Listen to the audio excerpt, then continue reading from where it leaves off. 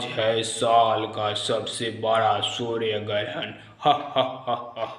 आज जो हमसे टकराएगा चूर चूर हो जाएगा। हा हा हा हा हा हा। मलिक मलिक कहाँ है मलिक? आइए ना, एक बात बोलना है आपसे।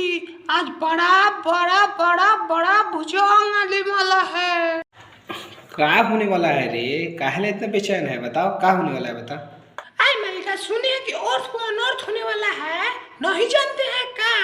इस साल के सबसे बड़ा सूर्य ग्रहण लगने वाला है, आप नहीं जानते हैं क्या? मारा साला की देखिए तो मालिक, ये भूल कैसे रहा है। हमको लगा का धरती उरती फट गया का। साला साफ ही हम क्या करे, अर्थ के नाम अनर्थ कर देगा। अरे साला तुमको समझा दिए तो खराब किए हैं क्या रे? इस साल का सबसे बड़ा सूर्य ग्रहण है आज।